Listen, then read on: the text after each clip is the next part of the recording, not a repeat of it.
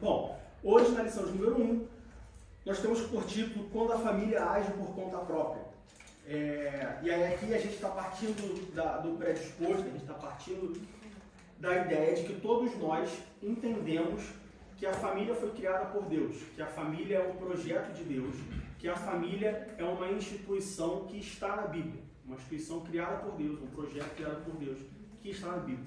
Para a gente começar partindo desse pressuposto que todos nós temos esse mesmo entendimento, alguém aqui tem dúvidas sobre a criação da família por parte de Deus? Não? Então todo mundo aqui concorda de que Deus criou a família, que a família foi projetada por Deus, que Deus, quando Ele cria o homem, quando Ele cria a mulher, Ele já visualiza um homem, uma mulher, juntos, unidos, casados, uma família. Tá. Segunda pergunta. Alguém aqui tem dúvidas ou tem, vamos dizer assim, segundo os pensamentos, de que a família criada por Deus, a família idealizada por Deus, é constituída de um marido e uma esposa, um marido do sexo masculino e uma esposa do sexo feminino?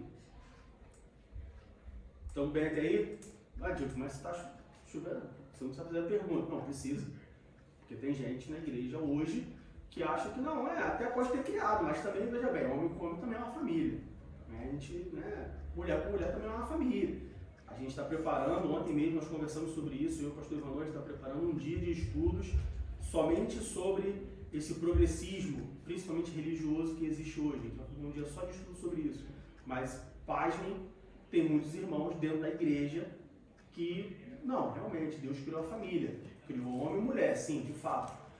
Veja bem, eu conheço uma família de homem com homem que é uma família saudável, que é uma família perfeita, que até então não tem problemas. Então, esse irmão tem que estudar a Bíblia mais um pouquinho. Então, partindo desse pressuposto, hoje nós vamos ver quais as consequências, quais as implicações, quais os problemas que uma família enfrenta quando ela decide agir por conta própria. O que acontece com uma família quando a família fala assim, não vou fazer nada, eu sou autossuficiente, já tenho 40 anos de igreja, a esposa fala, não, porque eu sou do ciclo de oração, e minha família até então é saudável, a gente nunca teve nenhum problema, então quer saber, agora eu vou seguir meu caminho, vou seguir meu rumo, já estou maduro o suficiente, já estou pronto o suficiente para seguir meu rumo. Nós temos uma família na Bíblia que tomou essa atitude e a gente vai ver quais foram as implicações e quais foram as consequências dessa atitude. E sempre, a escola dominical é sempre uma oportunidade de nós aplicarmos o conhecimento bíblico no nosso dia a dia, no nosso cotidiano, nesse caso, aplicar o conhecimento bíblico na nossa família. Então, qual a implicação que vai trazer para a minha família se eu decidir, eu como marido, ou minha esposa como esposa, ou nós como um casal, decidimos agir, tomar decisões por conta própria, sem estar debaixo da orientação de Deus. Para nós começarmos, Gênesis capítulo 12, nós vamos ler dois textos. O primeiro se encontra em Gênesis capítulo 12, versículos 1, 2 e 3, e o segundo se encontra em Gênesis capítulo 16, do versículo 1 ao versículo 5. Então, Gênesis capítulo 12, do versículo 1 ao versículo 3, e Gênesis capítulo 16, do versículo 1 ao versículo 5.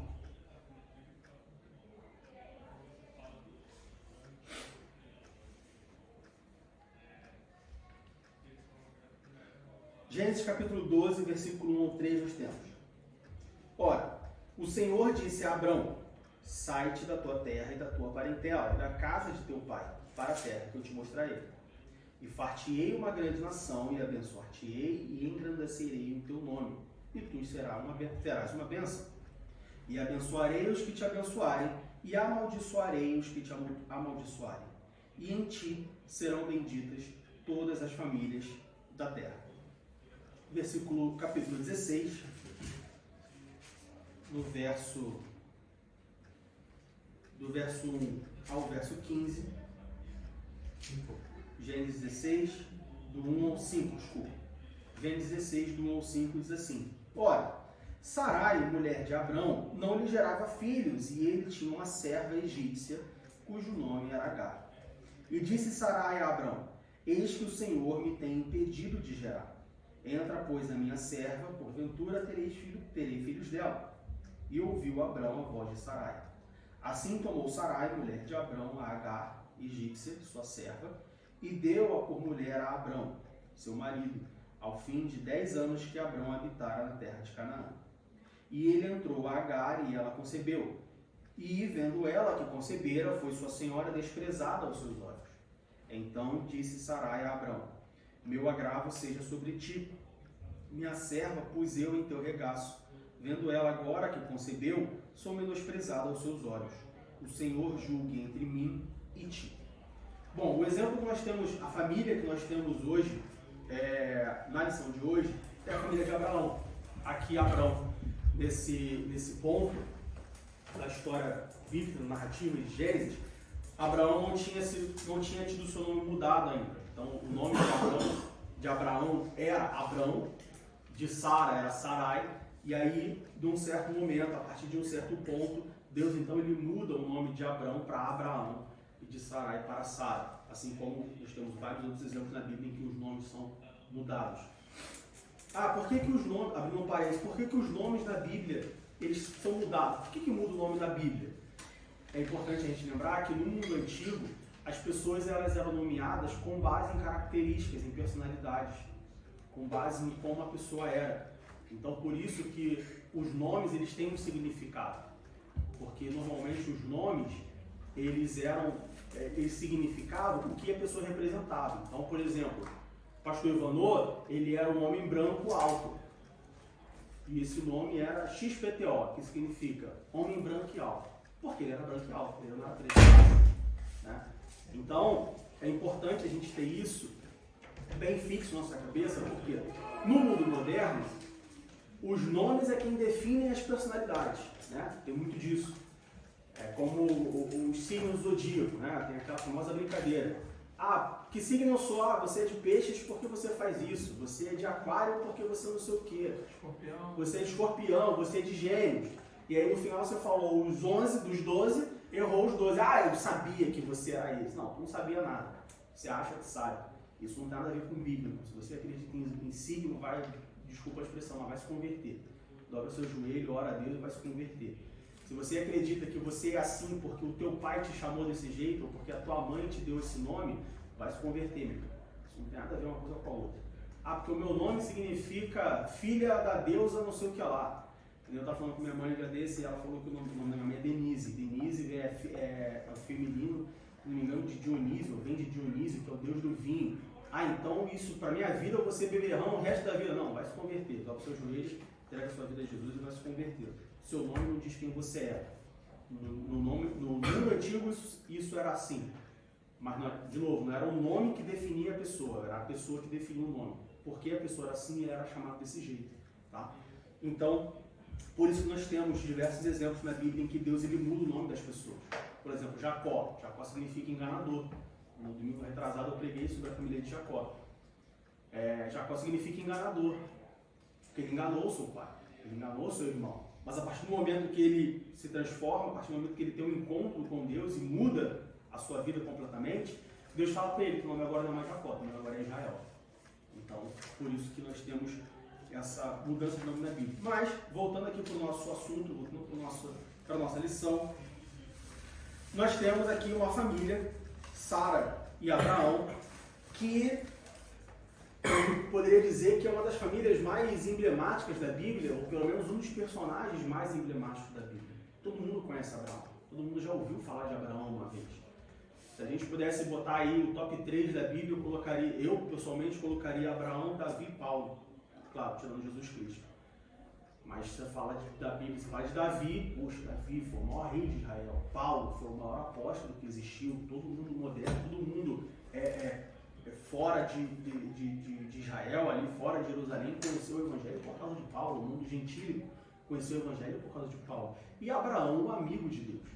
E aí aqui a gente já começa a primeira lição, ou a primeira coisa que nós temos que ter em mente quando a gente olha tanto para a família de Abraão, mas também na nossa vida cristã, na nossa vida em comunhão na igreja.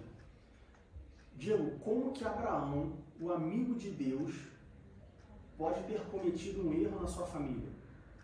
Irmão, não sei em que mundo você vive, não sei qual é a sua perspectiva, mas Se isso vai te desagradar ou vai te decepcionar de algum jeito, me perdoa, mas todas as famílias têm problemas. Ah, mas ele era Abraão. Abraão era um amigo de Deus. Abraão teve um encontro com Deus. Deus fez uma promessa a Abraão e olha tudo que resultou da geração de Abraão. Sim, mas ele cometeu um erro. Isso significa que a minha família não é perfeita. Isso significa que a família do pastor não é perfeita. Que a família do diácono não é perfeita. Que a família do nosso irmão Mateus não é perfeita. A família do nosso irmão Franjo não é perfeita. A família da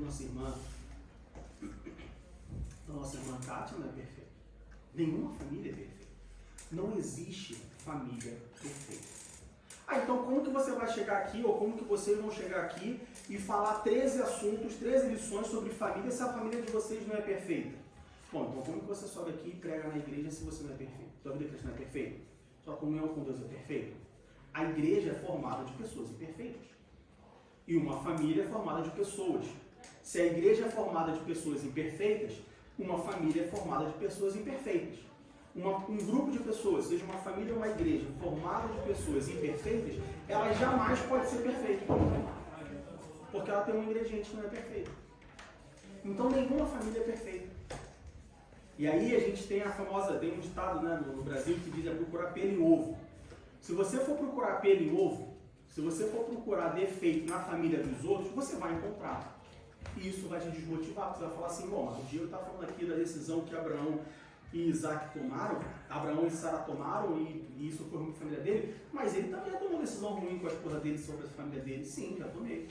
Mas isso não significa que o que eu falo, isso não desqualifica o que eu falo aqui, porque o que eu falo aqui não é a minha família. Eu não estou chegando aqui para você e falando, meu irmão, olha só, minha família é assim, assim, assim. Não, a Bíblia diz que a família é assim. Então isso é muito importante, a gente ter esse primeiro conhecimento, não só para assuntos familiares, mas a Bíblia como um todo. Né? Muita gente tem essa ideia de que quem está na liderança de uma igreja tem a situação perfeita, tem a vida cristã perfeita, tem a vida espiritual perfeita, tem um relacionamento perfeito com Deus, tem uma família perfeita, tem um casamento perfeito, tem filhos perfeitos, quando na verdade não é nada disso. É tão imperfeito quanto a sua. Mas, de novo, não estamos aqui falando da minha família. O pastor Emanuel, quando der aula, não vai estar falando da família dele. O irmão Luiz, quando estiver dando aula, ministrando, não vai falar da família dele, vai falar das famílias da Bíblia. Famílias que acertaram, famílias que erraram, que servem de exemplo para nós direcionarmos como nós tratamos nossa família. Então, a primeira coisa que a gente aprende aqui é que sim, a família de Abraão não era perfeita. Abraão era amigo de Deus, Abraão teve um encontro com Deus, Abraão tinha uma promessa de Deus e mesmo assim ele falhou em alguns pontos da sua família. Isso não desqualifica a pessoa de Abraão, isso não desqualifica a experiência que Abraão teve, isso não desqualifica a família de Abraão como um todo, mas serve para nós aprendermos como nós devemos nos orientar, como nós devemos tratar a nossa família. Bom, o que aconteceu com a família de Abraão? Abraão ele recebe uma promessa. Quando a gente vai lá para Gênesis capítulo 11, versículo 31, nós vemos que Abraão ele era da terra de Ur dos Caldeus, né? E aí Gênesis capítulo 11, versículo 31 diz assim: e tomou Terá a Abraão seu filho, e a Ló, filho de Arã, filho de seu filho, e a Sarai sua nora, mulher de seu filho Abrão, e saiu com eles de Ur dos Caldeus para ir à terra de Canaã, e vieram até Arã e habitaram ali. Então Abraão ele sai de Ur, que é a cidade natal dele, ele vai para Arã, e aí no versículo 13 do capítulo 13, do versículo 1 ao versículo 4, nós vemos Abraão voltando do Egito. Subiu, pois, Abraão do Egito para a banda do sul, ele, sua mulher e tudo que tinha, e com ele Ló. E ia Abraão muito rico em gado, em prata e em ouro, e fez as suas jornadas do sul até Betel, até o lugar onde ao princípio estivera a sua tenda, entre Betel e Ai. Versículo 4. Até ao lugar do altar que dantes ali tinha feito, e Abraão invocou ali o nome do Senhor. Então nós vemos que Abraão, ele vinha de uma série de conquistas, uma série de posses, ele vinha com uma história, né, até então, vamos dizer assim, aos olhos dos adeptos da teologia da prosperidade, uma vida abençoada. Várias conquistas, várias vitórias, várias posses. Abraão era um homem muito rico, era um homem de muitas posses.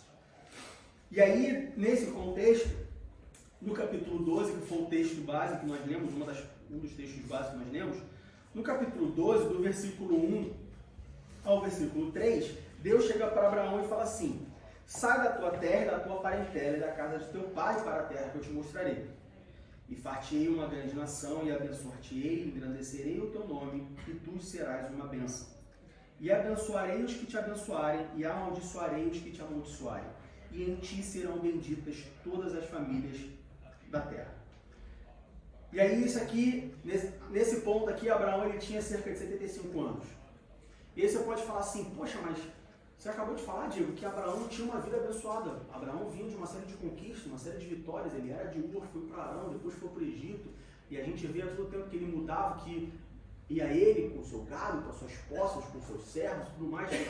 E aí Deus ele chega para Abraão e fala assim: olha, far-te-ei uma grande nação, sai da sua terra, da tua parentela, da casa do teu pai, para a terra que eu te mostrarei, e far-te-ei uma grande nação, e abençoar-te-ei, e engrandecerei o teu nome, e tu serás uma bênção. Poxa, mas Abraão não era uma bênção ainda? Tem 2 pontos aqui. Primeiro ponto: ser rico não significa que você é abençoado. Ter posses não significa que você é abençoado. Poxa, tem uma família lá na igreja, a família é tão pobrezinha, coitado. A família não tem roupa direita, a família só come arroz com feijão, a família não passeia, a família não viaja. Poxa, eu fico com tanta pena dessa família. Pedir para Deus abençoar essa família. O que isso para você que essa família não é abençoada? E aí, o segundo ensinamento para nós é: o que significa para você uma família abençoada? O que é ter uma família abençoada? O que é ser uma pessoa abençoada? O mundo moderno, o nosso dia a dia, as coisas que estão ao nosso redor, nos levam a crer que uma família abençoada ou uma pessoa abençoada é uma família que não tem problemas, é uma família que não passa por dificuldades, talvez não uma família rica, mas uma família que não tem problema financeiro, que não tem problema conjugal, que não tem problema de relacionamento, uma família que anda, né, vamos dizer assim, velocidade de cruzeiro, sabe? Quando você está no avião lá, né, você vai atravessar o Atlântico, velocidade de cruzeiro, vai para a cabine, o piloto vai para a cabine dele, vai dormir, o avião está sozinho, está normal, nem rápido, nem devagar, está ali. Nós temos essa impressão, mas não é verdade. Às vezes você pode ter uma família na igreja que você acha que essa família é muito abençoada, porque chega na igreja contente, porque viaja uma vez por ano, porque tem de comer, tem de beber, porque a casa é bonita, porque a casa é grande, porque tem um carro, e essa família está destruída por dentro. E às vezes tem uma família que é mais humilde, tem uma família que está sempre ali, a mulher ou o marido sempre vem pedir oração, tal, e você acha que, poxa, essa família é uma família que precisa da bênção de Deus, e essa família é super abençoada. Por quê? Porque a ausência de lutas não significa bênção. Bênção significa vitória nas lutas. Uma família que não tem lutas, ela não tem vitória. Se ela não tem vitória, ela não é abençoada. Você só tem bênção se você tiver vitória. Só vence quem luta. Então é importante a gente entender que as bênçãos não estão associadas às posses. Abraão aqui parecia ser uma pessoa abençoada, e de fato era, ele tinha muitas posses. Mas isso para Deus era... Deus chega e fala assim: vou te abençoar. Poxa, mas vai abençoar mais? Não, vou te abençoar com a bênção correta, com a bênção que importa. Eu vou te abençoar com a bênção que realmente vale a pena. E não é boi, não é servo, não é nada não. É te fazer uma grande nação, é você ser pai de uma nação. É daqui a 2000 anos as pessoas falam assim: não, essa nação começou lá com Abraão. Ele é o pai de uma multidão. Isso é uma bênção. Agora, ter cavalo não, Abraão não tinha cavalo. Mas ter cabelo, ter boi, isso não significa muita coisa. Segunda lição para nós nessa manhã. Se você olhar para a sua família, para dentro do seu âmbito familiar, do seu núcleo familiar, você considera a sua família uma família abençoada? Por que você considera a sua família abençoada? Porque porque vocês 4 vêm para a igreja, ou vocês 3, ou vocês 2 vêm para a igreja juntos e adoram a Deus no meio do Espírito e em verdade, você é uma família abençoada. Diga. Eu acho que você falou bem e temos sempre que estar separando o lado financeiro, que é hoje que o mundo sempre fala, né? E sempre acha bênção, está sempre ligado com dinheiro, quantos computadores, quais são as férias que você faz, tem os pais para país muda, né? E eu acho, Provérbios, você falou, Provérbios fala muito, né? Diz que é muito bonito, eu gosto muito de Provérbios, que diz, né? O rico e o pobre, Deus fez os dois, né? E a diferença muitas vezes é do pobre também, aquele que aparentemente não tem muita coisa, mas ele dorme tranquilo. E o outro que tem muita coisa, pode ser que ele também não dorme tranquilo. Não dorme tranquilo, né? Tipo assim, diz assim, uma mulher rixosa é como uma goteira de uma água, quer dizer, isso pode ser, te consome a alma. Quantas pessoas assim, ficam doentes, que tem bastante coisa, mas porque não tem. Eu voltaria a dizer, porque bênção, eu acho que, o que eu acho, se eu olhar agora essa pergunta que você fez, bênção, eu diria assim, por que eu seria abençoado? Eu sou abençoado porque apesar de todas as lutas, a gente continua junto, a gente briga, mas volta, exatamente. A gente vai lá e vem cá, eu acho que é isso, é o abençoado. Isso aí, exatamente isso. Então, Abraão, ele já era uma pessoa com muitas posses, no mais no capítulo 12, Deus chega para Abraão e fala assim, Abraão, eu vou te abençoar, eu vou te fazer uma grande nação. Abraão recebe essa promessa, amém. Amém, Deus. Obrigado. Obrigadão pela promessa aí, tudo junto. Pega a promessa, guarda e bota no bolso. No capítulo 15, abra sua Bíblia no capítulo 15 de Gênesis. Vamos ler do versículo 1, versículos 1, 2 e 3.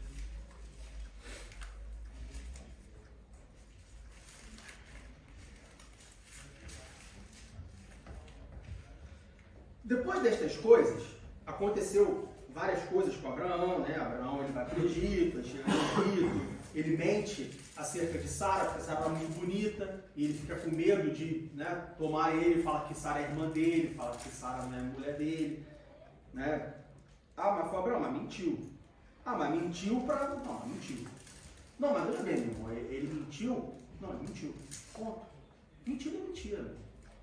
Ah, mas eu menti para eu poder... Você mentiu. Mentira é mentira. Não existe pecadinho nem pecadão. Mentira é mentira. Não tem o porquê você mentiu. Mentira. E aí no capítulo 13, Abraão ele volta para o Egito, aí tem toda aquela coisa com Ló, que ele se separa e tudo mais. No capítulo 15, versículo 1, depois destas coisas, veio a palavra do Senhor a Abraão em visão, dizendo, não temas, Abraão, eu sou o teu escudo, o teu grandíssimo galardão. Então disse Abraão, Senhor Jeová, que me hás de dar? Pois ando sem filhos e o mordomo da minha casa é o Damasceno Eliezer. Ou seja, Abraão ele tinha recebido uma promessa de Deus. Né? Se a gente voltar lá para o capítulo 12, disse a Abraão,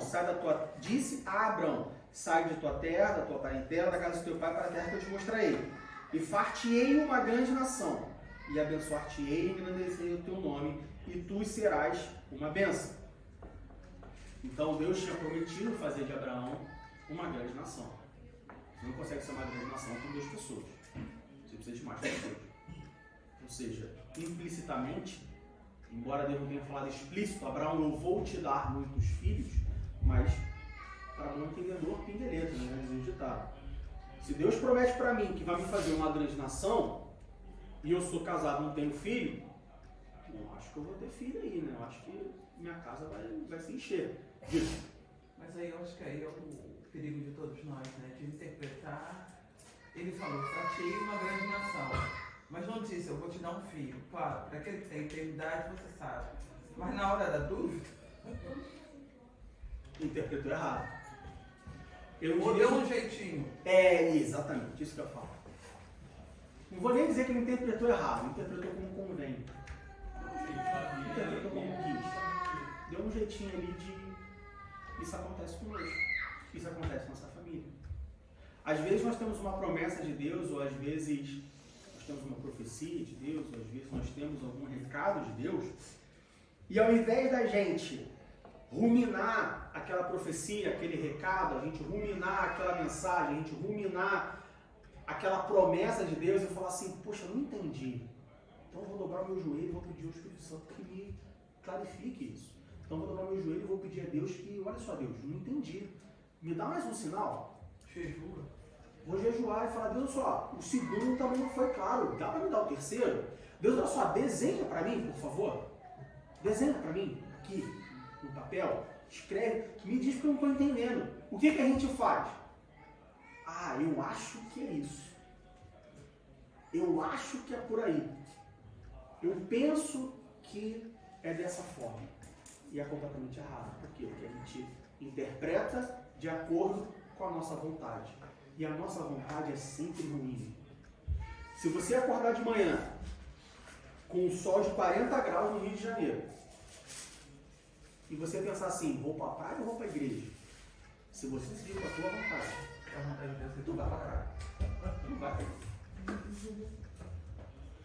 Quarta-feira à noite, um dia estressante de trabalho, dia cansado de trabalho. Poxa, hoje tem culto de doutrina. Eu vou para o culto de doutrina ou eu vou para casa dormir?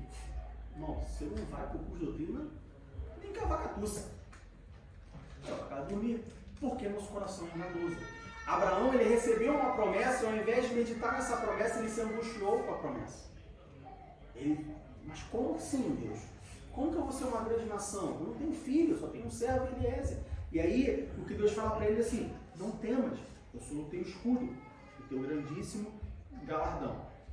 Aí, versículo 3, disse mais Abraão, ou seja, Abraão ele não ficou satisfeito com a resposta de Deus, ele falou, disse mais Abraão, eis que me não tens dado semente, e eis que um nascido na minha casa será o meu herdeiro. Então Abraão, mas eu não tenho filho. Então qualquer um que nasce na minha casa vai ser o meu herdeiro. Não vai ser um filho meu, vou chegar lá. E aí no versículo 4 Deus fala assim, e eis que veio a palavra do Senhor ele dizendo, este não será o teu herdeiro, mas aquele que de ti será gerado, esse será o teu herdeiro. Grava muito bem Gênesis capítulo 15, versículo 4. Abraão fala assim, Deus, o Senhor me prometeu uma grande nação, mas eu não tenho filho. O Senhor não me deu semente.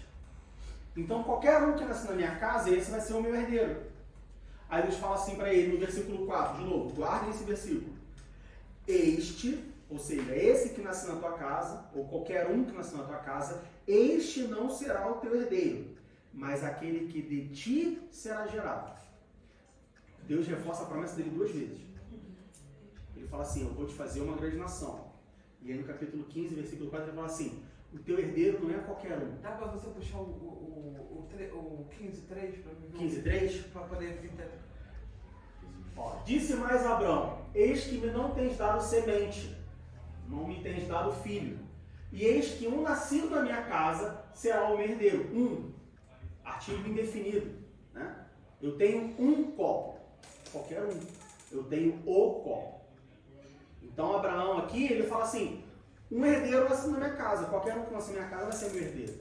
E aí no versículo 4, e eis que veio a palavra do Senhor a ele dizendo, este não será o teu herdeiro, mas aquele que de ti será gerado, esse será o teu herdeiro. Então Deus ele reforça a promessa dele de que ele vai ter um filho. Tá? Franzi e Kátia, diga. O meu já passou. Já passou?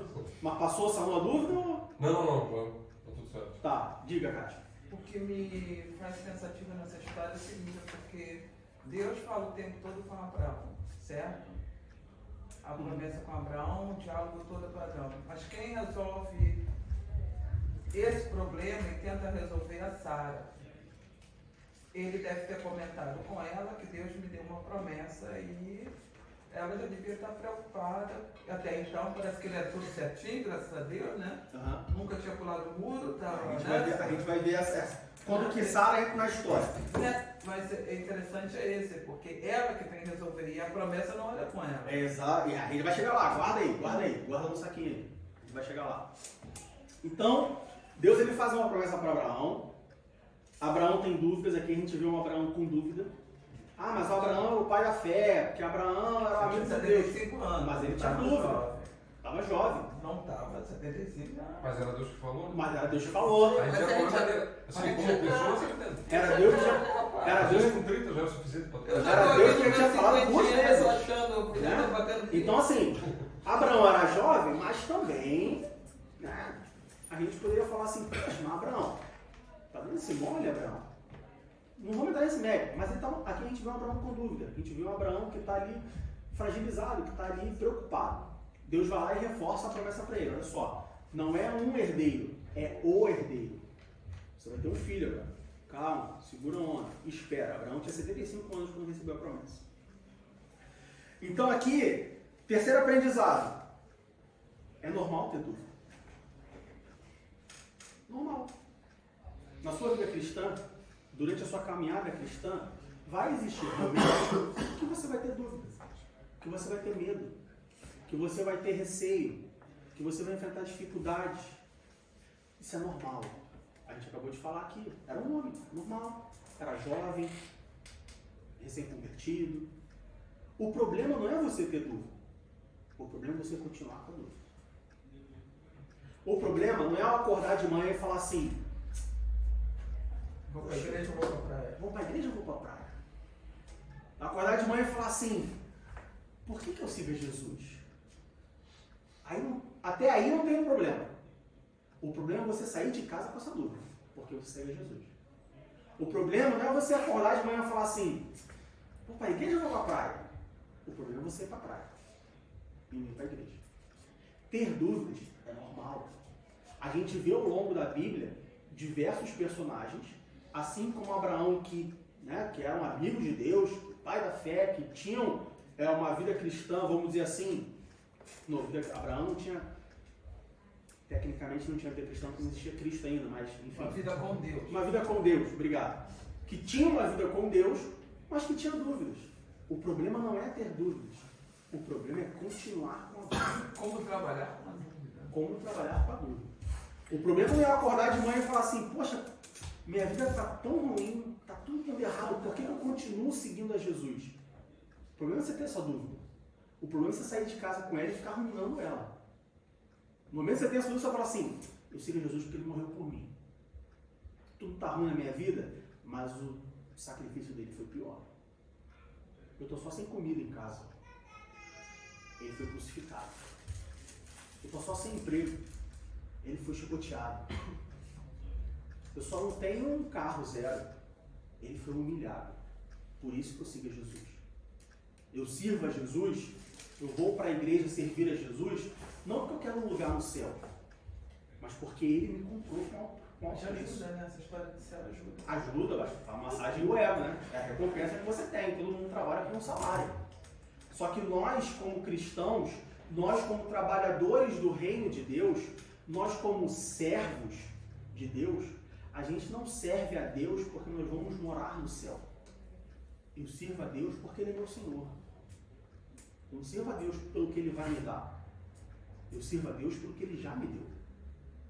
Mas Não o é céu ele já deu. Mas você quer mais do que isso? Não é esse o Evangelho? Qual é o Evangelho? Jesus Cristo, Deus, Filho de Deus, se fez homem, veio ao mundo, padeceu, morreu, ao terceiro dia ressuscitou, para que nós pudéssemos ser livres de pecados e tivéssemos direito à salvação. Então, meu irmão, você não serve a Deus pelo que Ele vai te dar. Você serve a Deus pelo que Ele já te deu. Eu venho para a igreja e ensino na escola dominical, não é porque eu quero que minha vida vá bem, não é porque eu quero morar no céu. Não, eu faço isso porque é minha obrigação, eu tenho que fazer. Porque há 2000 anos atrás Ele me comprou, Ele é meu dono. Ele me comprou com um preço que mais ninguém pode pagar. Porque mais ninguém é filho de Deus, que veio ao mundo como homem e entregou a sua vida de bom grado. Isso é importante, nós temos isso todos os dias. Então ter dúvidas é normal, Abraão teve dúvidas. O problema é o que a irmã Kátia falou. É o que eu faço com a dúvida. E aí o que Abraão faz com a dúvida? Bom, antes da gente entrar no que Abraão faz com a dúvida, é importante a gente ir para Gênesis capítulo 15, versículo 7. Porque Abraão né? No versículo 3, Abraão está com dúvida. Aí no versículo 4, Deus fala assim: este não será o teu herdeiro, mas aquele que de ti será gerado, esse será o teu herdeiro. E aí a Bíblia não conta, né? A Bíblia não revela isso entre o 4 e 5. Mas vamos pedir uma licença poética aqui, eu imagino Deus falando para Abraão assim, né? Abraão e Deus. Abraão chega para Deus e fala assim: Deus, não tenho filho. Um que nasce na minha casa vai ser meu herdeiro. Aí Deus chega para Abraão e fala assim: não, Abraão, não vai ser um herdeiro, vai ser o herdeiro. Eu vou te dar o filho. Fica calmo, fica tranquilo. Aí eu imagino Abraão falando assim: mas Deus, eu não tenho filho, Deus. Assim, não dá, só não está entendendo. Aí Deus fala assim, versículo 5, bota o versículo 5 do capítulo 15. Aí Deus fala assim: Abraão, você está com dificuldade de entender, não tá? Eu já te fiz uma promessa e você não entendeu. Eu te fiz, reforcei minha promessa, você continua sem entender. Abraão, eu vou desenhar para você. Vem aqui, sai da tua tenda. Olha para o céu. Então ele levou fora e disse: olha agora para os céus e conta as estrelas, se as pode contar. E disse: assim será a tua semente. Deus, ele desenhou para Abraão. Abraão, tu não está entendendo que tu vai ter filho? Tá bom, eu vou desenhar para você, meu amigo. Eu vou desenhar para você, meu filho. Sai da tua tenda, olha para o céu. Eu não estou falando que as estrelas são desenhos de Deus. Estou falando assim, no sentido figurado, que Deus mostrou para Abraão como que seria a descendência dele. Você quer mais certeza e mais garantia do que isso? E aí no versículo 6, e creu ele no Senhor e foi-lhe imputado isto por justiça. Não, isso tem a ver lá com Hebreus, não vou entrar nesse ponto. Pega isso, guarda no saquinho da dúvida. Perguntas e resposta número 3, no final dessa revista. Aí você pergunta o que significa Gênesis capítulo 15, versículo 6. Vamos para o 7. Disse-lhe mais. Ou seja, se isso já não era o suficiente, reforçar a promessa, mostrar, desenhar para Abraão o que ia acontecer, disse-lhe mais: eu sou o Senhor que te tirei de Ur dos Caldeus, para dar-te a ti esta terra para herdades. Ou seja, Deus ele chega para Abraão e fala assim: Abraão, eu sou o Senhor Deus. É como se Deus chegasse para Abraão e falasse assim: Abraão, confia em mim. Confia no Pai. Eu estou garantindo. Eu estou assinando aqui, ó. Eu vou te dar essa promessa. E aí, se a gente for lá, por exemplo, para Números, capítulo 21, versículo 10. Números, capítulo 21, versículo 10.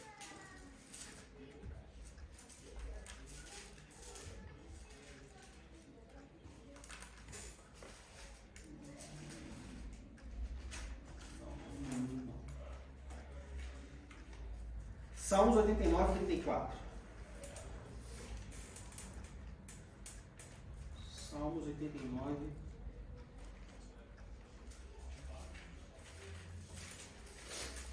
34.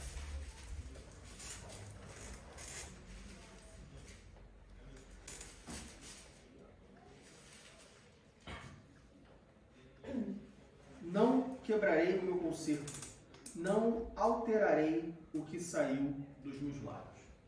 Deus não é para mentir. E Deus fala assim: Abraão, eu sou o Senhor, eu sou Deus, eu vou te dar um filho. Fica calmo, cara. Eu vou te dar um filho. Não se preocupe. Olhando para isso tudo, tá bom ou precisa de mais coisas? Para Abraão ficar, né, calmo, sereno e tranquilo de que ele vai ter um filho. Precisa de mais alguma coisa? Se fosse você ia estar satisfeito até aqui? Você ia estar, bom, tá certo, vou ter um filho, vou dormir em paz, porque Abraão tinha 75 anos. Já não era mais um garoto. Era jovem, né? Mas não era mais um garoto. Tem um filho com 75 anos. A gente viu uns bilionários aí com 80 fazendo filho, mas com certeza gastou um dinheirinho para fazer esse filho aí. Né?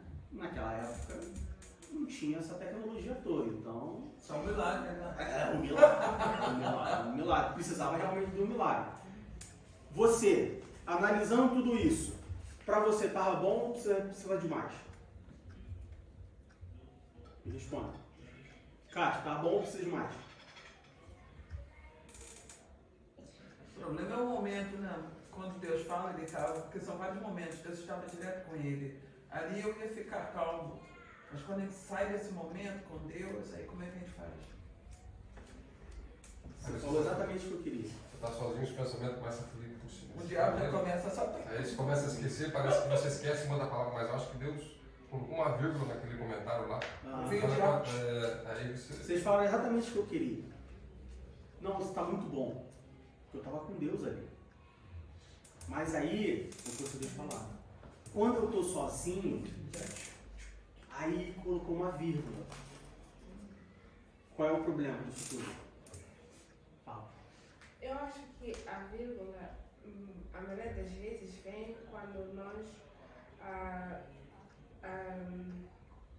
partilhamos aquilo que Deus tem para nós com o próximo. A pessoa não estava no momento em que Deus falou e não posso te dizer, não sabe os detalhes que Deus me deu. Eu vou apresentar a pessoa e a ideia da pessoa vai trazer em mim certas dúvidas. Então, mas por quê? Porque você está sozinho. O problema, de novo, não é você ter dúvida. É você continuar com a dúvida. Vocês mesmos falaram. Ali, Deus garante, você tá bem, né? Você está aqui na igreja e você está passando uma dificuldade, aí alguém fala alguma coisa, ou na pregação, ou profecia, você sai daqui, recebe uma palavra, você sai daqui como? Não, essa semana minha bênção vem, não, isso vai passar. Mas aí quando você chega em casa, liga a televisão, vai pro YouTube, vai pro Netflix, aí assim, meu filho sai pro trabalho, aí vai jogar uma bola, aí vai fazer não sei o quê, quando você está sozinho, as dúvidas vêm.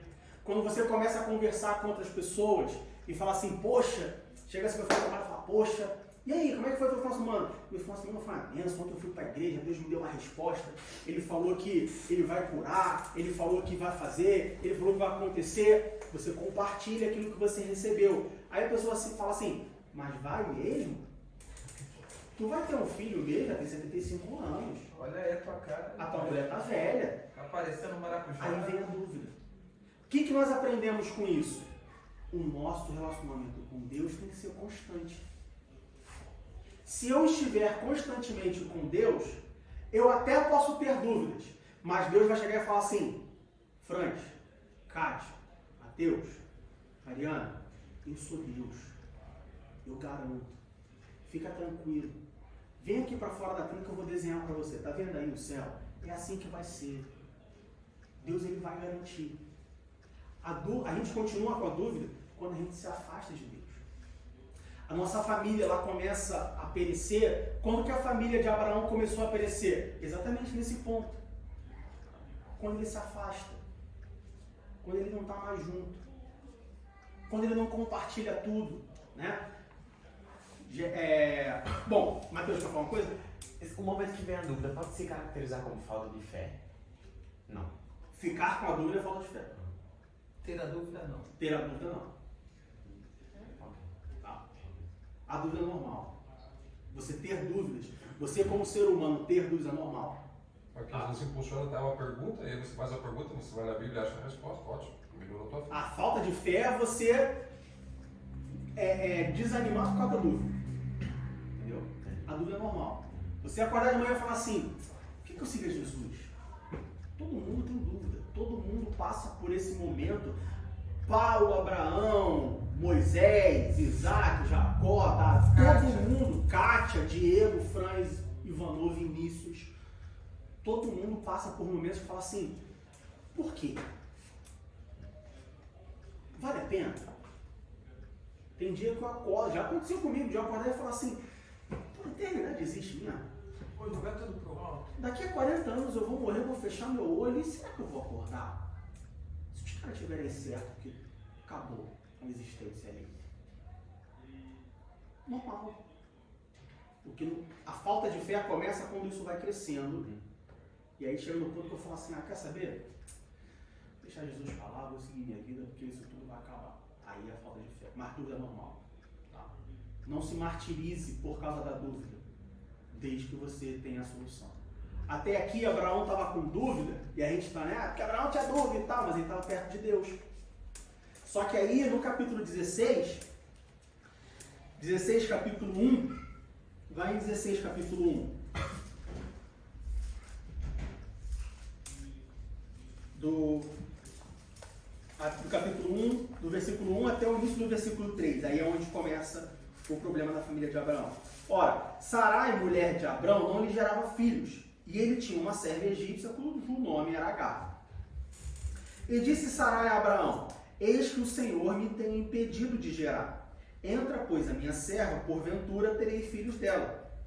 E aí entrou o problema. E ouviu Abraão a voz de Sarai. Foi o que a nossa irmã falou. Abraão, diga. Eu queria perguntar se tipo, a falta de fé é consequência de nos afastarmos de Deus e uma dúvida constante que nós temos. Sim. É uma pergunta. Sim. Ok, obrigada. Quanto mais longe você está de Deus, menos fé você tem, porque a fé que nós temos vem de Deus, né? Aliás, isso é importante, porque a Bíblia fala que nós somos salvos pela fé mediante a graça. E isso não é de vós. Isso vem de Deus. Exatamente nada do que você precisa para se salvar você tem. Até a fé que você precisa, a única coisa que você precisa é acreditar. Até a fé que você precisa não é sua, vem de Deus. Quanto mais longe você está de Deus, menos fé você tem. Quanto menos fé você tem, mais dúvida você aparece. Mais dúvida cresce. Então, de novo, o problema não é ter dúvida. O problema é continuar com a dúvida. O problema é deixar a dúvida crescer. Então, aqui a gente vê quando que começa o problema na família de Abraão. Abraão teve toda essa experiência. E aí eu não vou nem entrar no mérito se Abraão compartilhou essa experiência com Sara ou não, se Abraão chegou a passar e falou: Sara, minha mulher, olha só, Deus falou isso, Deus me mostrou. Vou nem entrar nesse mérito, a Bíblia não relata, a Bíblia não dá nada em relação a isso, então não vou devagar sobre isso. O ponto é, versículo 2 do capítulo 16. E disse Sarai a Abraão, eis que o Senhor me tem impedido de gerar. Entra, pois, a minha serva, porventura tereis filho dela. E ouviu Abraão a voz de Sarai. Aí estava o problema. Abraão, ele... Aí aqui assim a gente pode dizer que Abraão vacilou na sua fé, tá? E ele cometeu dois erros. Primeiro, ele não transmitiu para Sara o que ele tinha recebido de Deus, tá? E Abraão, como o chefe da família, né, como cabeça do lar, ele tinha essa obrigação de transmitir. E segundo erro, ele terceirizou a solução de Deus. Era Deus que tinha que dar para ele. Porque Deus falou: eu vou te dar.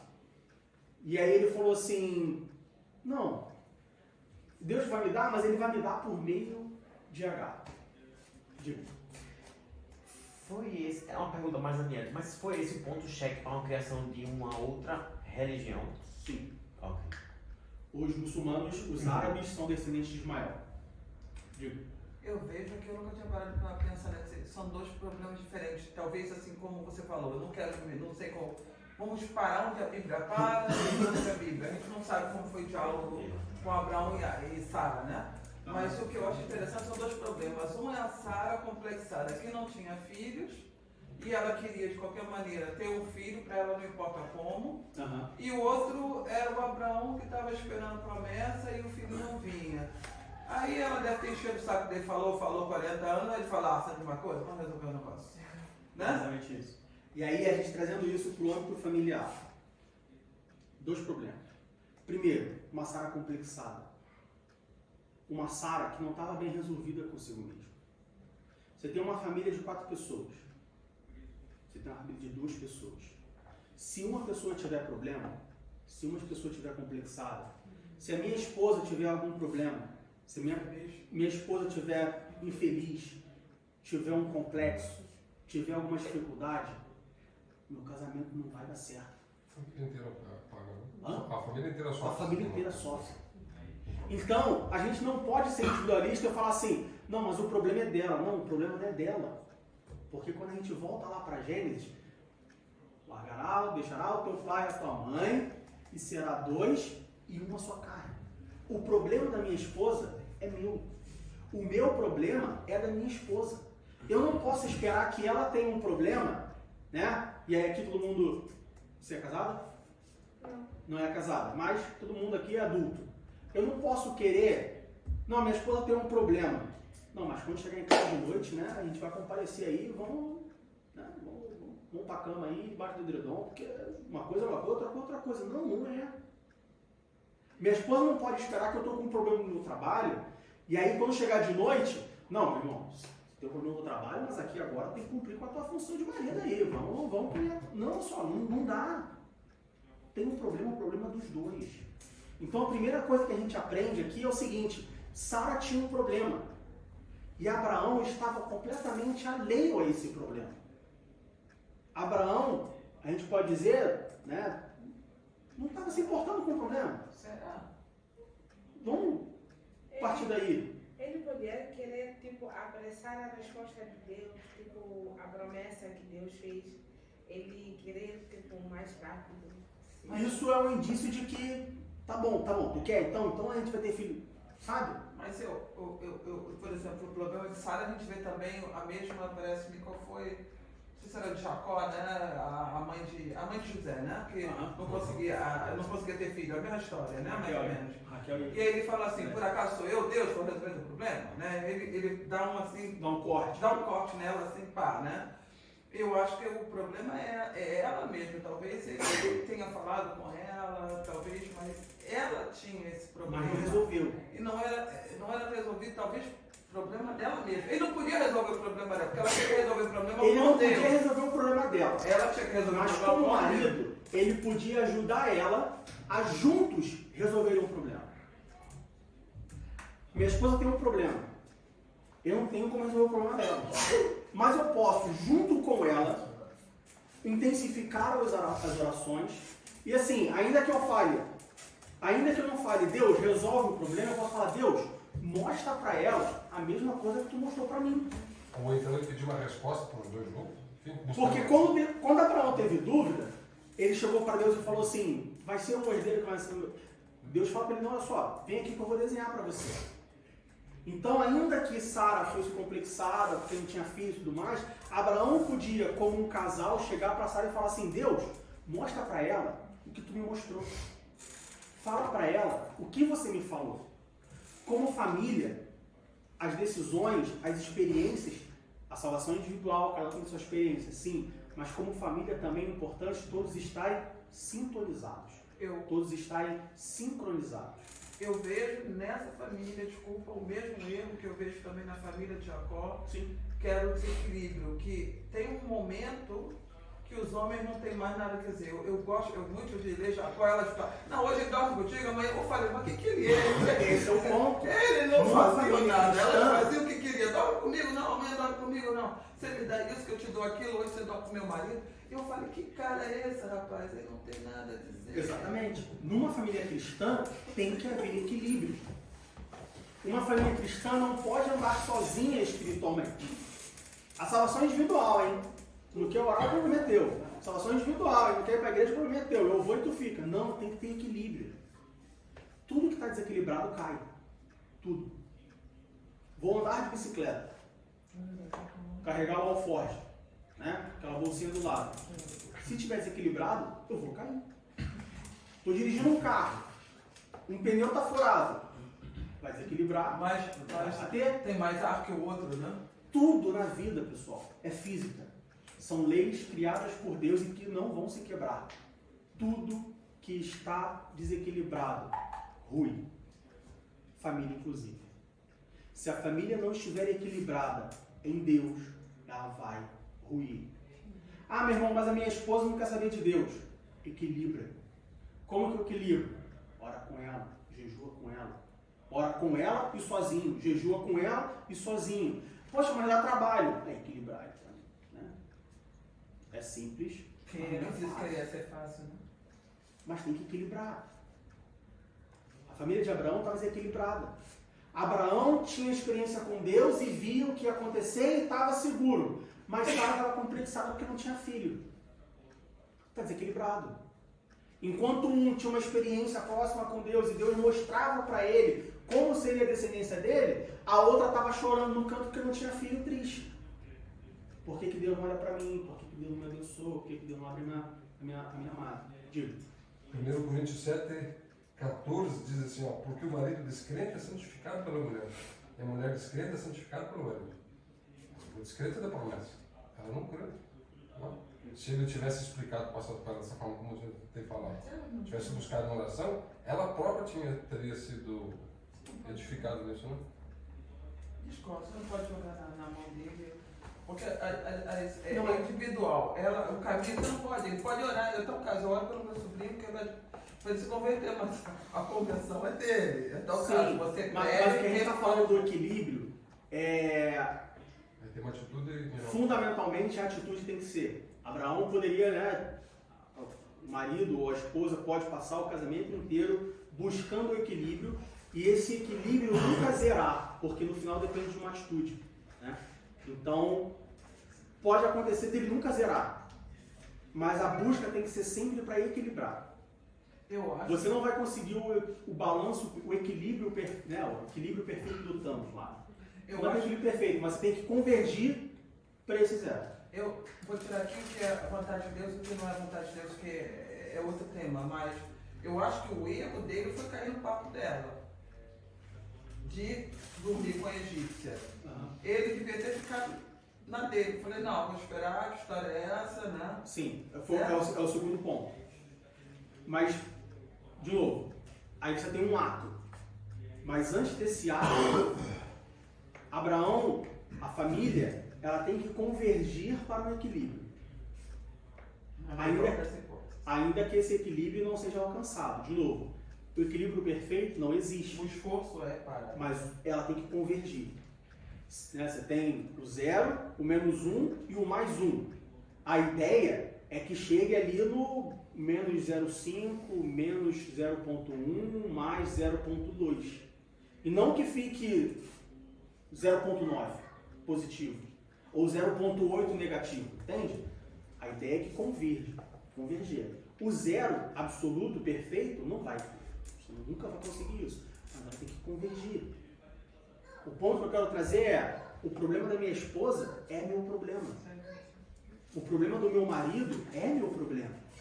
O problema do meu filho, com 8 anos de idade, na escola, é meu problema também. Eu tenho que ajudar ele. Porque se não estivermos em sintonia, se não estivermos na mesma base, se não estivermos em harmonia, vai ficar desbalanceado. Digo. Ok, às vezes a gente esquece que em Gênesis a gente pula de um versículo para o outro, só que pode ter sido anos. E a gente fica esperando um filho. Se você está tentando engravidar, você não consegue, coisa de um mês, você já vai ficar aquela pulga atrás da orelha. Você imagina anos, e você já tem mais de 5 anos. E aí foi muito fácil jogar nas costas de Abraão, jogar nas costas de Sara. Tipo, eles estavam, eu imagino que eles estavam muito ansiosos. Eu imagino que aos olhos humanos é uma coisa difícil. Então você vê sua mulher triste, aí você vê seu marido triste. Aí a primeira coisa que você vai fazer é a solução mais simples e lógica possível. Então assim, aquilo que o Diego falou, tem que ter um equilíbrio para um ajudar o outro. Por isso que Deus é tão sábio em falar que um andar sozinho não é legal. Então quando um estiver caindo, o outro ajuda e vice-versa. Então tem que ter esse equilíbrio para isso. Tipo, vamos lá fazer com a egípcia, vamos resolver. Não, Deus prometeu. Aí chega na outra semana, no outro mês, não deu certo. Aí, é verdade, naquela ideia que você deu, acho que é boa. Não, você falou naquela época tá certo, vamos esperar. É o equilíbrio, não acho que não é culpa de nenhum nem do outro, é a família. Então, a primeira coisa, a gente tinha uma família que estava desbalanceada ali. Você tinha Abraão para um lado e Sara para o outro. Aí, depois disso, no capítulo 16, versículo 2, e ouviu Abraão a voz de Sarai. E versículo 3, assim tomou Sarai, mulher de Abraão, a Agar, egípcia, sua serva, e deu-a por mulher a Abraão, seu marido, ao fim de 10 anos que Abraão habitara na terra de Canaã. Então a gente tem um espaço de tempo de 10 anos, né? Deus prometeu, Abraão tinha 75. Passaram-se 10 anos, não aconteceu. E aí Sara chega para Abraão e fala: Abraão, ó, cara, tá passando, bicho. Já tá com 85. Não é mais nenhum garoto. Pega minha serva aí. E aí entra nisso, né? Será que Sara era a mulher chata que ficava, né, perturbando Abraão e chegou uma hora que Abraão fala assim, quer saber? Então tá, tô nem aí, tô falando que vocês não estão ouvindo. Ou será que partiu de Abraão? Enfim, o fato é que Abraão deu ouvidos a Sara. Abraão tinha que dar ouvidos a Sara. Mesmo. 10 anos, o correto, né, o bíblico era o quê? Não, Sara, peraí, espera mais um ano. Aí chega Abraão para Sara e fala assim, Sara, então, um ano não passou. Aí Sara chega e fala assim, não, peraí, Abraão, vamos esperar mais um. Aí passa mais um ano. Não, agora vai. Não, peraí, né? Cada hora um fortalece o outro, mas para isso acontecer tem que acontecer o quê? Estarem em sintonia. Uma família desintonizada, um casal desbalanceado, vai chegar uma hora que um vai ceder para o outro. Tem que estar em sintonia. Tem que estar desbalanceado. Outra coisa que a gente aprende aqui, tomar decisões impulsivas, tomar decisões se anulando da responsabilidade, não resolve o problema. Sara chegou para Abraão e falou assim, Abraão, você não está tendo filho, toma aqui a minha serva. Tá bom, vou pegar a tua serva aí. Ou seja, tá bom, tu quer? Tu quer, então faz. Eu falo, às vezes a Fabiana fica chateada comigo, porque ela vem com umas coisas, eu falo assim, meu amor, a minha função é te fazer feliz. Você está feliz, então eu estou feliz também. Mas, na verdade, eu não quero tomar decisão. Né? O que a gente vai almoçar hoje? Peixe ou frango? Meu amor, o que você quer comer? Peixe ou frango? Minha função é te fazer feliz. Na verdade, eu não quero decidir se é peixe ou frango. Então, eu empurro, eu vendo... Eu vendo uma felicidade para ela, para não ter que tomar decisão. Está errado. O marido não pode fazer isso. Porque a consequência disso vai cair na família inteira. Abraão teve um filho com Agar. Qual foi a consequência disso? Até hoje, árabes e judeus não têm paz e não vai ter paz. Até hoje. Aí a mulher vai, o marido quer fazer, né, alguma coisa, a mulher, não, aí chega uma coisa, a mulher fala assim, tá bom, vai, faz. Aí o marido vai e vai fazer. A consequência disso vai cair sobre a mulher. E aí começam muitos problemas no relacionamento. Por quê? Porque o marido falou pra mulher, não, vai lá e faz. Aí deu um problema, tá dando um problema, tá vendo? O que você fez. Aí a mulher fala assim, não, eu fiz porque tu falou pra fazer. Não, eu mandei você fazer porque tu me perturbava. Não, mas eu te perturbava porque tu não decidia. Eu não decidia porque cada hora tu mudava. Aí começa o problema. Por quê? Não estava em sintonia. Se tivesse em sintonia, não tinha todo esse problema.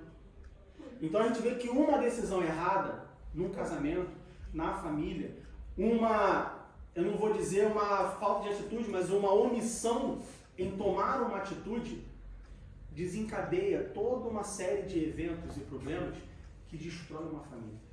Ao longo dos anos, com o passar do tempo, isso destrói uma família. Chega uma hora que você fala assim, eu tomo toda a decisão sozinho, então eu vou viver sozinho. A minha esposa não me ajuda em nada, então eu posso me separar. O meu marido não me ajuda em nada, para que ele serve? Meu marido não me ajuda em casa. Meu marido não comparece como marido, como esposo. Meu marido não cria meus filhos. Então não preciso dele para viver. Então eu vou ficar sozinho. É disso que nasce mãe solteira, pai solteiro, famílias que não precisam de um pai, não precisam de uma mãe. Eu resolvo tudo sozinho, eu faço tudo sozinho. Minha mulher não tem nada, meu marido quer saber trabalhar. Botar dinheiro dentro de casa, ele arranjou para botar dinheiro dentro de casa, não preciso dele. Ele bota dinheiro de casa, mas ele ronca e tem chulé. Então eu vou arranjar um que não ronca, que não tem chulé, que também bota dinheiro de casa. Vai dar o mesmo. Abraão, ele terceirizou. Ele deu ouvidos, ele terceirizou. Ele falou, tá bom, vai. Tá bom. Vamos ajudar a Deus. E aí entra no terceiro ponto, que é eles se precipitaram e ajudaram a Deus. E aí esse é um problema que nós também, não só dentro do âmbito familiar, não só no núcleo familiar, mas pessoalmente, nós temos a mania de querer ajudar a Deus, né? Deus falou que ia dar uma semente, Deus falou que ia dar um filho, que ia frutificar, que ia ser pai de uma grande nação. Mas passaram 10 anos e não aconteceu. Então Talvez Deus esqueceu, vou ajudar ele a lembrar. Talvez Deus quis dizer que ia ser assim e eu que não entendi, então, né, eu vou ajudar. Ah, porque Deus falou para mim que eu vou receber muito dinheiro, que eu vou ter um aumento muito grande. Pô, mas eu estou há 4 anos na minha empresa e não recebi nenhum aumento, nunca fui promovido. Já sei, eu vou sair da empresa e vou para outra empresa. Porque se eu sair eu vou ter um aumento. Mas o teu aumento vai ser você saindo da empresa ou você vai ser ficando na empresa e sendo promovido nessa empresa? E aí? Porque se o teu aumento for você ficar nessa empresa e ser promovido nessa empresa, e você decidir sair de empresa, vai dar com um burro na água. Aí vai colocar a fé em Deus. Aí Deus vai falar assim, mas eu não falei para você sair da empresa. Eu falei que ia te dar um aumento. Espera o aumento chegar. Poxa Deus, eu tive um filho com Agar e agora tem um problema, né? Porque aí a gente vê a consequência de querer ajudar Deus. No capítulo 16, versículo 4 ao versículo 6 diz assim: e ele entrou a Agar e ela concebeu, e vendo ela que concebera, foi sua senhora desprezada aos seus olhos. Óbvio. A minha senhora quer filho, não tem filho. Aí ela chega para mim e fala assim, olha, o teu senhor vai ter filho com você. Eu dei um filho para ele, perdeu a referência, perdeu todo o respeito. E aí Agar se impõe. Aí no versículo 5, então disse Sarai a Abraão, meu agravo seja sobre ti. Olha o que eu falei de um colocar a culpa no outro. Foi ela que teve a ideia dele ter filho com Agar. Aí quando ele tem um filho com Agar, e Agar começa a desprezar ela, aí ela chega para Abraão e fala assim, o meu agravo seja sobre ti. Ah, a culpa não. Né? Imagina Abraão falando, mas peraí, sabe? Mas não foi você que falou para eu ter filho com ela? Você falou para eu ter, eu tive. Eu te obedeci. Tá, mas não é questão de obedecer, é questão de pensar junto. Fazia sentido isso? Foi minha serva pus em teu regaço, vendo ela agora que concebeu, sou menosprezado nos seus olhos. O Senhor julgue entre mim e ti. Ou seja, não coloca Deus no meio, né? Imagina Deus lá em cima falando, mas peraí, pessoal, eu só prometi um filho. Aí vocês decidiram ter filho com outro, agora eu tenho que entrar na briga e julgar entre Sara e Abraão. Aí versículo 6, e disse Abraão a Sarai, eis que a tua serva está na tua mão, faz-lhe o que é bom aos seus olhos.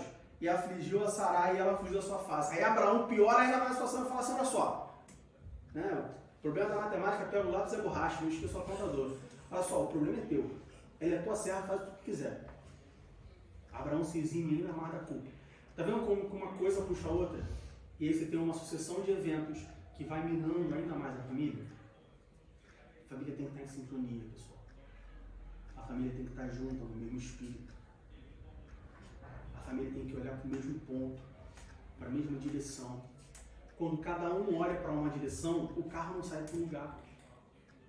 Pega 4 pessoas, coloca dentro de um carro e fala assim, cada um escolhe a direção. Um vai querer ir para a esquerda, um vai querer pegar o autobahn não sei qual, outro vai pegar a outra. Vai falar, não era para entrar ali, não é para entrar lá, não entra ali, dobra a direita que vai dar no mesmo lugar, e tu entra ali, dobra a direita e não dá em outro lugar porque a rua é contramão.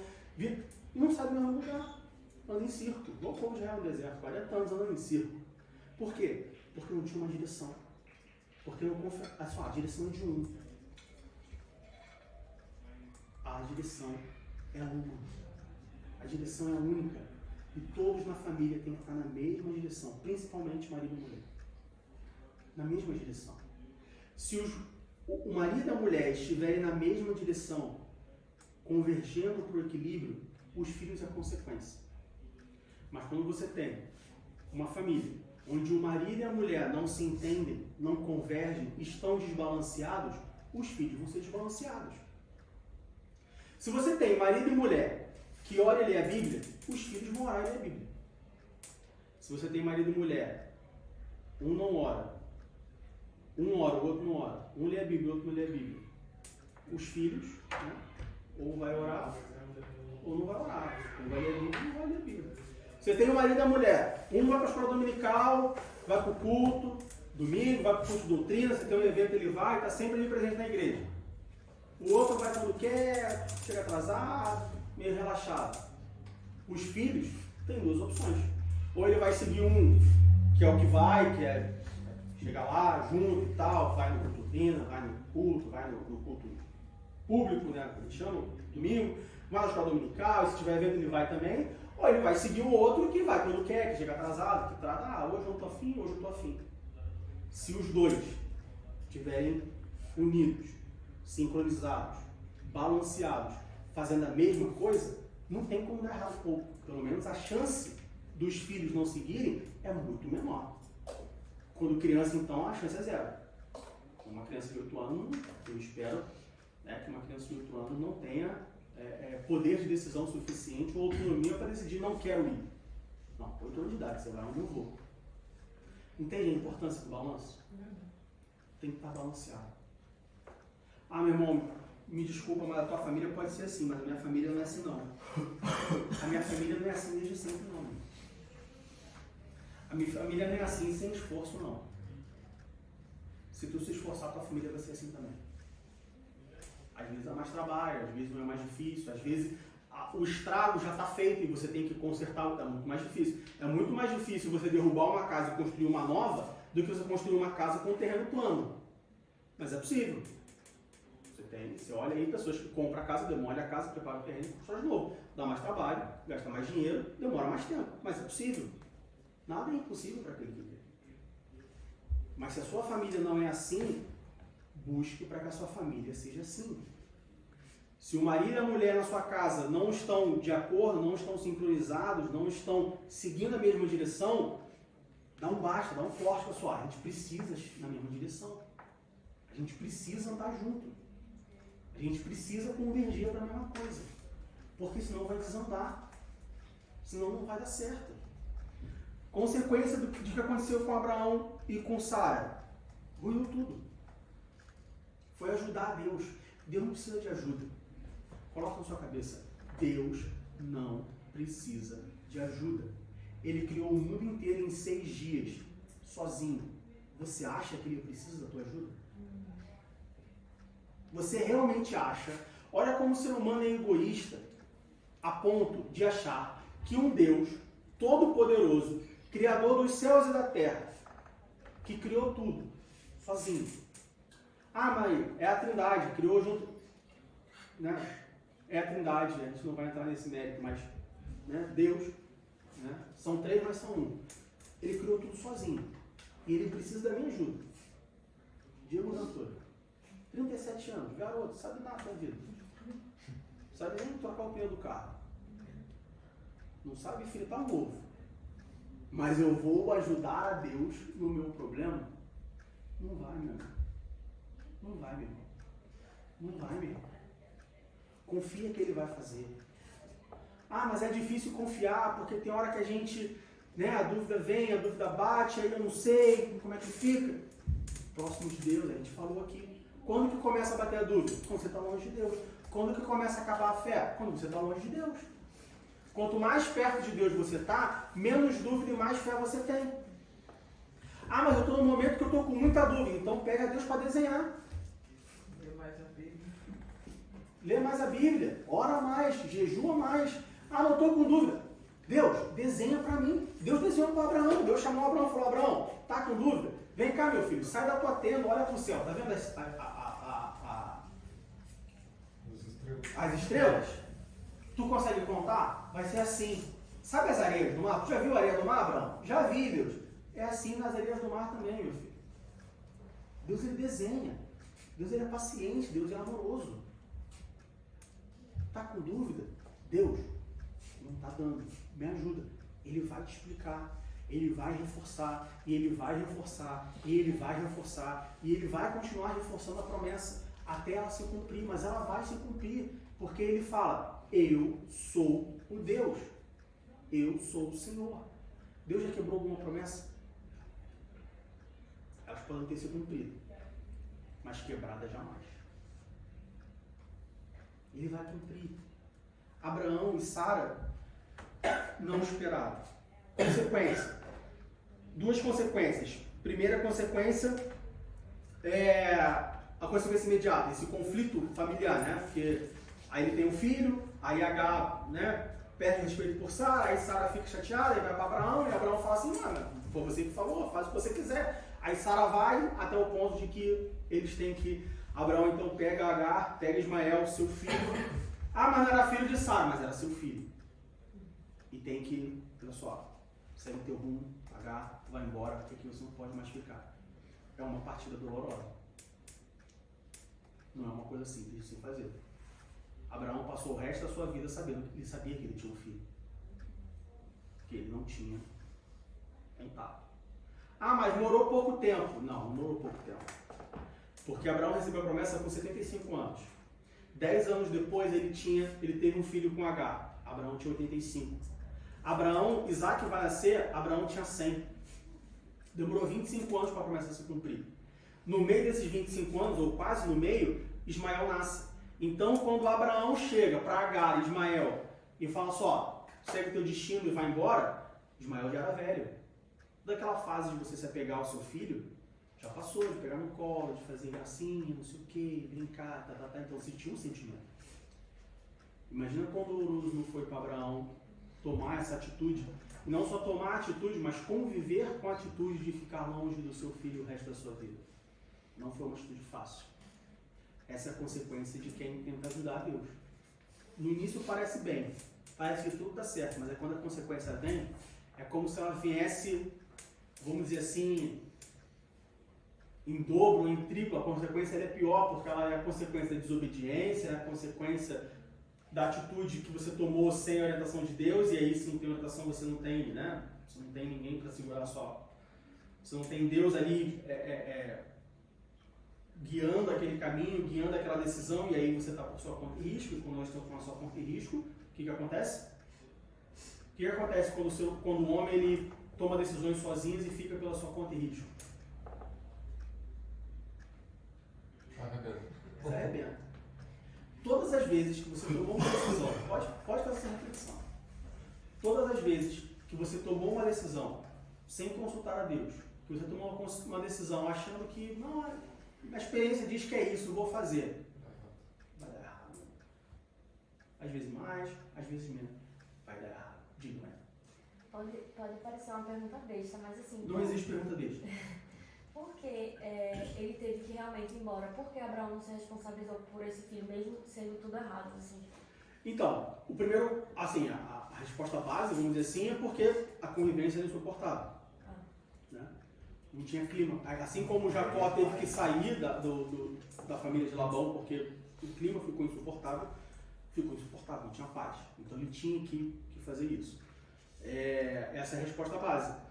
E aí, entrando nessa resposta base, a gente pode imaginar que, assim, isso acontece conosco, né? É mais fácil você cortar pela raiz do que tentar... Imagina, por exemplo, Abraão ficar no meio ali com Sara e Agar. Não, peraí. Aí vem Ismael, vem Isaac. Não, peraí, olha só, é assim. Pessoal, vamos sentar aqui, reunidos. Não, olha só, o que aconteceu? É mais fácil você falar, quer saber? Vai embora, cada um do seu lado. É como um casamento.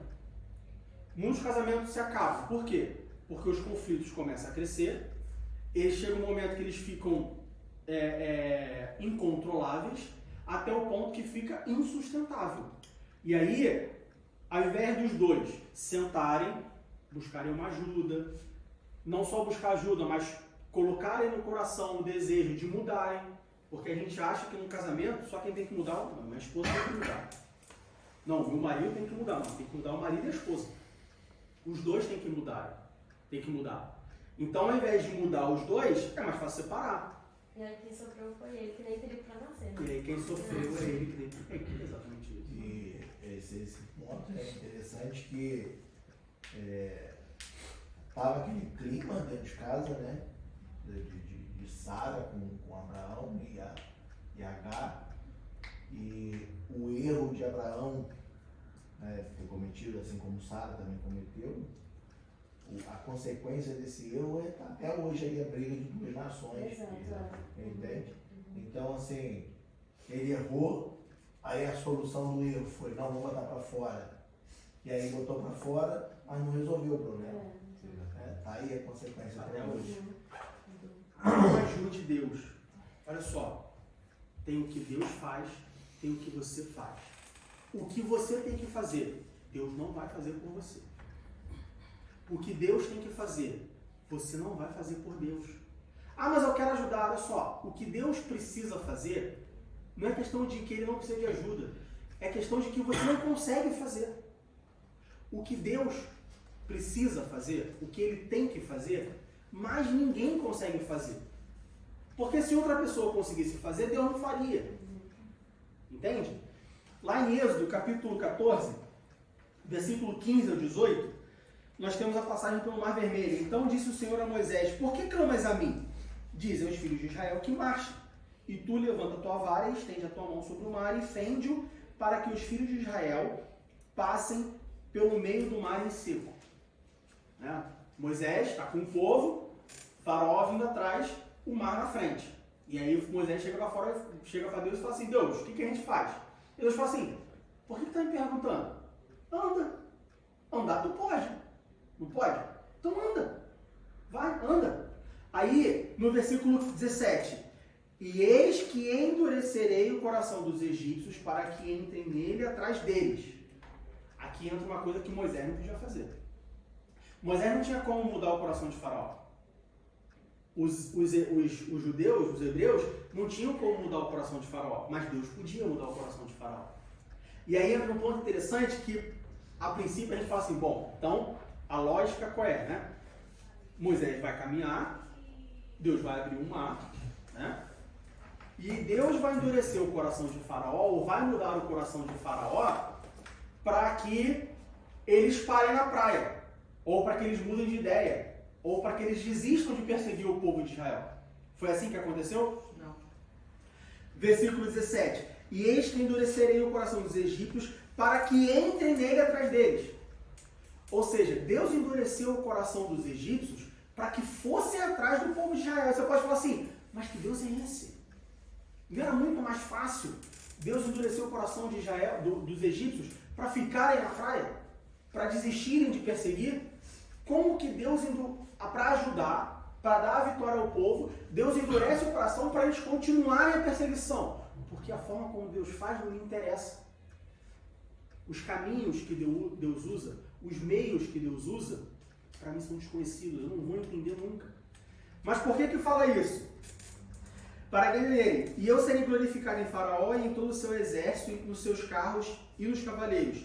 E os egípcios saberão que eu sou o Senhor, quando for glorificado em Faraó e nos seus carros e nos seus cavaleiros. Vamos imaginar duas situações? Situação 1.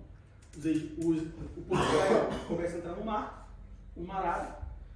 Deus trabalha no coração dos egípcios, confunde eles para que eles não consigam chegar a tempo e tal. E quando eles chegam na praia, está o mar lá limpinho. Ué, cadê o povo? Não viu o povo. Não sei onde está o povo. Caramba, os caras sumiram. Onde que eles foram? Tá, não sei o que. Fugiram do exército. Vamos voltar para o Egito. Aí, ó, vamos atrás do povo, que o povo fugiu, eu quero esse povo de volta. Esse é o cenário 1. Cenário 2. O nome de Deus foi glorificado. Vamos lá, antes de continuar. O nome de Deus foi glorificado nisso? Não. Sumiu. Não muito. Né? Sumiu. Fico dito pelo não dito. Dito pelo não dito. Né? Até que se prova o contrário. Opção 2. Cenário 2. Povo de Israel. Chegou na praia. Tem um mar. E agora, o que a gente faz, Moisés? Não sei, deixa eu perguntar a Deus. Deus, o que eu faço? Estou perguntando por quê. Anda, marcha, vai, não tá com uma vara, então um cajado, não tem uma vara na tua mão? Toca aí no mar que eu vou abrir o mar. Moisés vai lá, toca o mar. O mar abriu. Irmão, como que o mar abriu? Não sei, eu sei que ele abriu. Dizer que foi uma... Se foi um vento, se não foi um vento, se foi o chão... Estrela. Eu sei que o mar abriu. Meteoro. O mar abriu e eles passaram a terra seca. Aí tá o povo andando e o mar aqui, né?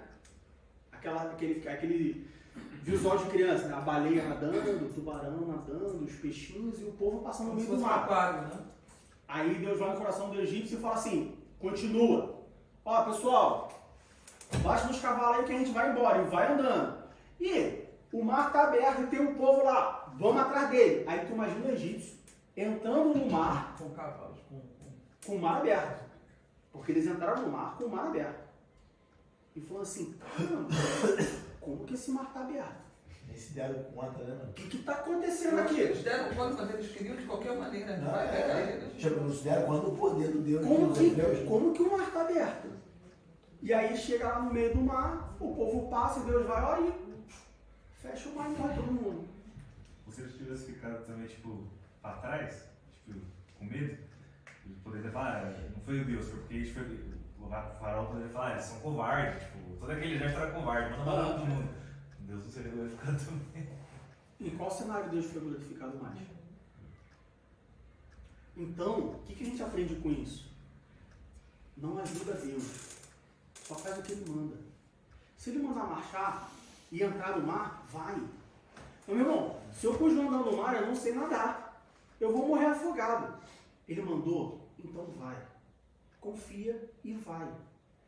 Mas olha só, a água está na canela. Se eu continuar, eu não sei nadar. O que Ele falou?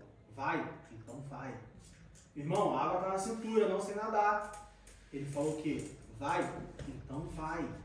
Meu irmão, a água está no pescoço, se eu der mais um passo eu me afogo. O que Ele falou? Vai, então vai. Não pede para alguém buscar a boia para você, porque vai dar errado. Deus não precisa de ajuda. Abraão e Sara tentaram ajudar a Deus. O que eles causaram? Uma guerra que dura até hoje. Um problema sem solução até hoje. Fruto da desobediência. Fruto da infidelidade. Fruto da falta de fé. Fruto de querer ajudar a Deus. Não ajuda a Deus. Tua família está com um problema? Senta os dois juntos, em equilíbrio, e orem para resolver o problema. Confiem em Deus. Ah, tem uma promessa? Não tem que interpretar a promessa. Eu acho que foi assim, eu acho que foi não sei o quê. Ontem, a família estava falando com a minha mãe, aí falando assim, porque não sei quem teve um sonho e sonhou que estava grávida. Porque sonho com grávida é bênção, porque sonho segurando o filho é tribulação. Eu falei, mano, e cara, de onde surgiu isso aí? Sonhar com dente é morte, sonhar com cobra. Mas vem cá, de onde surgiu isso? Aí interpretando sonho assim agora? É assim. É assim que funciona as coisas? Busca na internet, tem lá tudo escrito. Se Deus falou, o máximo que você pode fazer é falar, Deus, me dá um reforço. Deus, olha só, eu estou aqui, está batendo aqui, o cansaço está batendo. Pode dar um reforço naquela promessa lá? Aí Deus vai lá e dá um reforço. Deus, olha só, estou ficando em dúvida. Pode me ajudar? Aí Deus vai lá e dá mais um reforço. Aí Deus vai lá e dá umas piadinhas. Não, olha só, é assim que vai ser. Tá? E Deus vai conduzindo, mas não tenta ajudar Deus. Se você tentar ajudar Deus, você vai destruir todo o plano. O plano de Deus era Abraão ter um filho, Isaac ser uma grande nação, papapá. Abraão e Sara foram ajudar a Deus. Qual foi o resultado? 2 povos. Até hoje tem problemas. Você quer falar uma coisa? Sim, eu queria, era mais uma questão. Como me perdi, como falar muita coisa, mas quando nós pecamos contra Deus, ou tipo, ajudamos a Deus, e nos vem a consciência que nós pecamos, ou tentamos ajudar a Deus, poderíamos ter como reverter a situação, no caso de pedirmos a Deus misericórdia. Por exemplo, Abraão podia pedir a Deus que tivesse um meio de se conviver, não ter que mandar embora, mas sim ter um meio de estabilizar a situação que se encontrava. Então, Deus ele perdoa o pecado, mas ele não livra a consequência. A consequência do pecado ela vai existir. Tá? Mas Deus pode aliviar a consequência? Sim e não. Não no sentido de que ele vai aliviar a consequência e neutralizar essa consequência, porque ele estaria mudando a consequência. Ele pode aliviar a consequência? Sim, mas vai existir uma consequência. Tá? Exemplo clássico. A menina, 17 anos, encontra um cara, engravida, o cara pula fora, mãe solteira. Pecou, pediu perdão. Ficou uma consequência, mãe solteira. Deus pode ter misericórdia dessa menina, encontrar um cara legal, que assuma o filho, que trate o filho como filho dele, e tenha uma família feliz. Sim, de fato. Mas ainda assim, é um filho fora do casamento. Ainda assim continua a consequência. Ainda que de certa forma ela tenha sido amenizada, mas a consequência ainda existe. Tá? Um outro caso, sei lá, o próprio caso da Bíblia, né? A gente tem o rei Ezequias. Deus chega para ele e fala assim: Ezequias, olha só, prepara a tua casa, porque chegou o teu tempo. Você vai morrer. Aí Ezequias vai, ora a Deus e fala assim: Deus, me dá mais tempo. Não quero morrer agora. Aí Deus vai, o mesmo profeta que foi entregar a mensagem, Deus fala assim: ó, volta lá para ele e fala que eu dou mais anos de vida para ele. Ele ganhou mais anos de vida. Foi impune? Impune, né, entre aspas. Não, qual foi a consequência? Ele viu a destruição do reino dele. Ele viu os filhos dele, os netos dele, fazendo coisas que ele não precisava ter visto. Entende? Então, assim, Deus ele pode mudar? Pode, ele é Deus. Mas a primeira coisa é, ele não vai anular. Ah, Deus, eu me arrependi e tal, anula. Não, ele não vai anular. Mas ele pode trabalhar para que ela seja amenizada. Um outro caso bem comum no meio cristão, né? A pessoa cometeu um crime, a pessoa é presa, 20 anos de cadeia. Aí a pessoa vai e se converte na cadeia, ou já era crente, enfim. O crente não ia cometer um crime, teoricamente. Mas, enfim. E aí essa pessoa agora se conserta e se arrepende. Ah, então a partir do momento que ela se arrependeu, Deus vai anular a pena dela? Não, não vai anular. Mas Deus pode trabalhar para, né, encurtar a pena. Mas essa pessoa vai sempre ser um criminoso. Passaram 20 anos, passaram 30 anos. Vou aplicar para um visto para os Estados Unidos. Perguntinha lá, você é um criminoso? Sim. Deus aliviou a pena, ao invés de ficar 20, ficou 10, ficou 5. Mas é um criminoso com visto, tem uma condenação pro resto da vida. Então, sim e não. Ficou claro? Bom,